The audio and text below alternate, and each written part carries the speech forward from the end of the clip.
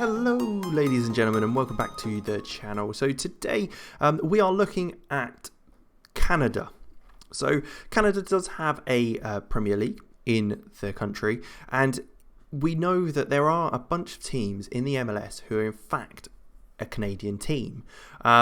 These include obviously Montreal Impact, Toronto FC and Vancouver Whitecaps. Now I thought it'd be interesting to see how, if they decided we don't want to be in the MLS and we want to go back to Canada, try and big up the Canadian Premier League, how that would work and kind of how it would affect Canadian football, as well as kind of what the overall stance would be in that league. Now, I expect it would just be a case that those three teams will just dominate the league completely, but it would be interesting to see how it affects the competition's reputation, as well as how they do in other competitions like the North American Champions League and that sort of thing.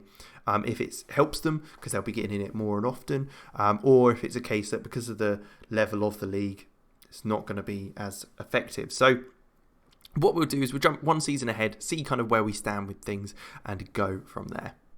Alright, so it's as expected. Toronto FC have taken the title with Montreal Impact and Vancouver just below them. Rest of the teams do look kind of out of place there, with a lot of points dropped and goal difference being very negative. Only 20 game season, so it's quite a short season in regards to things. Let's take a kind of look at the schedule for, let's say Toronto. So they have absolutely smashed teams. So they've got 4-1 there. You've got Canadian Championship finals and all that sort of stuff. You've got the friendlies there as well. A massive run here. The North American Champions League they are in. So they have played in that, getting to the semi-final, but losing out to America, which is quite a coincidence, just because of the name, not because of where they're actually from. The Montreal Impact again, it looks like it's a case that they have dominated just because of the kind of power of the squad. I don't know if the league, because the Canadian Premier League does have a ruling where you can't spend over a certain amount on wages. I think that might have been taken off for this game mode because it's a modified league. So it allows those teams to be better. They're able to use all their players, everything like that.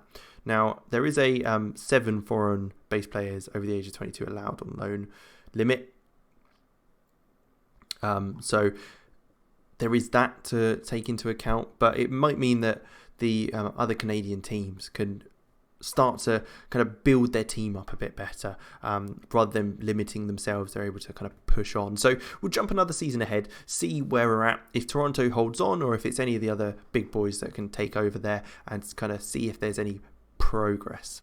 So it looks like Toronto have won the league again. Looks even easier this time for them. They've absolutely smashed it. No real signs of any other teams penetrating. Atletico Ottawa does look the most positive. They're 4 points off the top 3 there, but is quite safe for them otherwise. Toronto have absolutely smashed that league, to be fair. Not surprising again with the team that they do have. But let's take a look. So they've got Edmonton in the Championship quarterfinal for the Canadian Cup in this season. But let's see where they were at. So it looks like they managed to get through the North American League preliminary rounds, getting through there as well.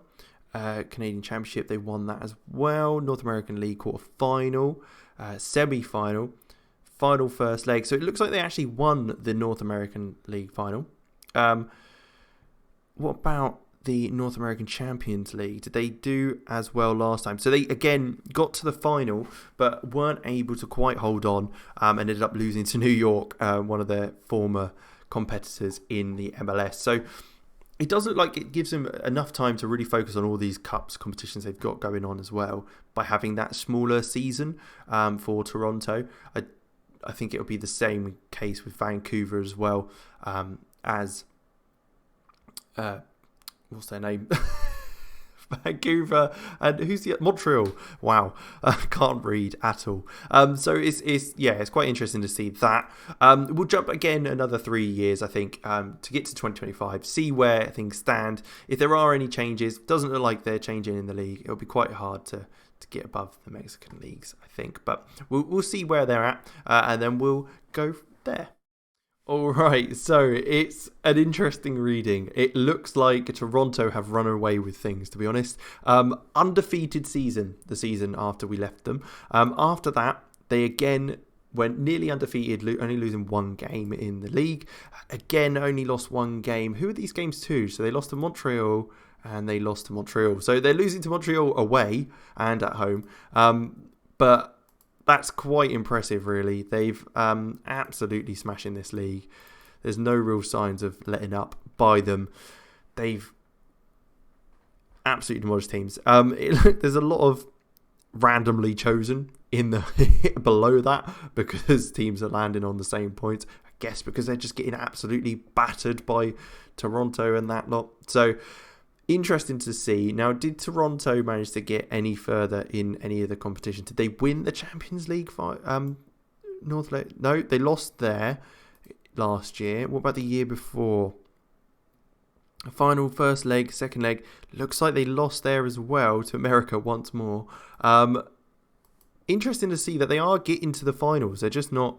And then bogey team America looks like to be the team that they struggle against quite a bit. But so they haven't been able to bring effectively a Canadian Champions League winner to Canada and the Canadian leagues. They have moved above the Guatemala League though, which is, I'm assuming, is from Toronto getting to those finals in the Champions League. So it's good to see that they are rising up those leagues.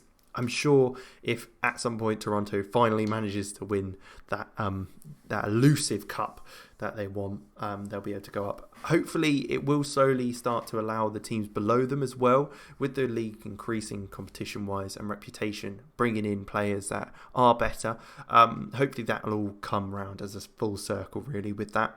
But if you did want to see more, I'll leave it there for now. But any more, let me know and I'll be able to go ahead and see if Toronto can carry on their 5-season winning record, and we'll be able to move forward. So thank you very much for watching. If you did enjoy, make sure you hit like and subscribe, and we'll be able to take another look at future experiments and little bits like this. So once again, thank you for watching. I hope you all enjoyed, and I will see you next time. Bye.